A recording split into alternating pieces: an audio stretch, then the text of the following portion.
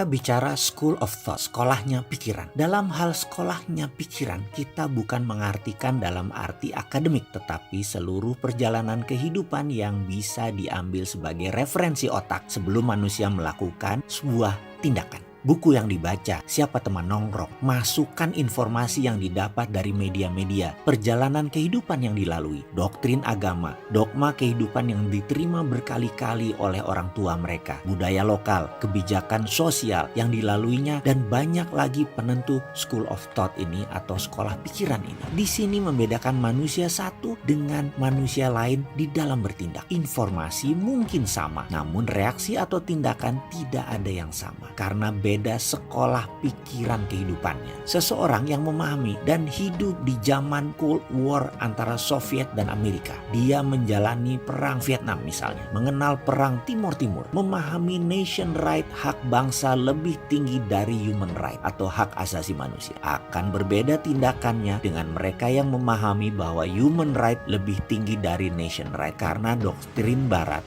seperti pemahaman 20 tahun terakhir ini. Generasi sekarang mengagungkan human right atau hak asasi manusia. Namun generasi di atas mereka yang usianya di atas 50 tahun lebih mendukung nation right daripada human right. Generasi tua yang di atas 50 tahunan kita beri nama generasi X dan generasi baby boomer. Sangat penting bagi mereka nation right dan survival of the nation. Keutuhan negara, bertahannya negara hingga 1000 tahun sangat penting untuk generasi ini. Mereka untuk itu bisa buang K-pop demi kultur Indonesia terjaga. Mereka bisa suruh anak mereka tidak menonton acara TV dari Turki agar devisa negara tidak terbuang untuk berkunjung ke Turki. Mereka bisa tidak menonton barongsai demi kultur Indonesia terjaga dan budaya Tiongkok tidak bercokok di otak generasi di bawah mereka. Mereka bisa melarang banyak hal berbau kultural karena tahu itu adalah strategi perang budaya yang bangsa lain lakukan demi mensiding informasi ke otak generasi negara lain. Korea Selatan kasih gratis ribuan judul film TV ke TV nasional. Turki kasih banyak film ke TV nasional gratis. Sekarang film Cina masuk ke TVRI. Semua demi memasukkan budaya bangsa ke kepala penonton Indonesia. Pengaruhnya, kenaikan turis Indonesia ke Korsel dan Turki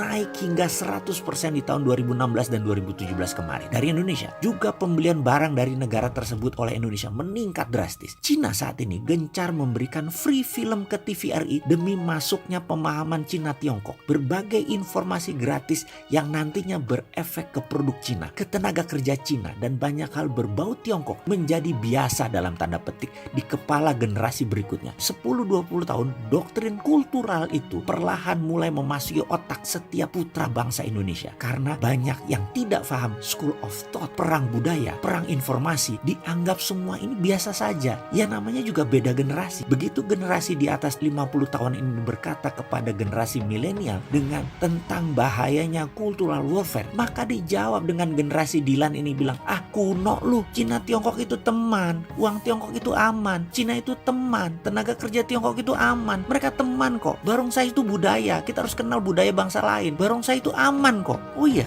aman ya? Ya iyalah, kan ada pejabat negara ini yang oportunis yang melihat Cina sebagai peluang menebalkan kantong pribadinya. Jadi dia walaupun generasi tua, tahu apa itu bela negara, namun rela menjual pertahanan negara demi kekayaannya. Bukan demi negara, dia nggak Pancasilais itu menteri. Aman dari mana? Bukti, budaya musyawarah ninik mama di nagari Jepang, musyawarah keluarga di Geci Aceh, di Banjar di Bali, token di Ternate, rapat tetua adat Papua. Kok nggak ada lagi yang pakai kata musyawarah? Kemana kata musyawarah di Indonesia itu? Apa di sila keempat musyawarah itu udah hilang? Sekarang diganti voting ala Amerika. Kebanyakan film Hollywood kali otaknya ya.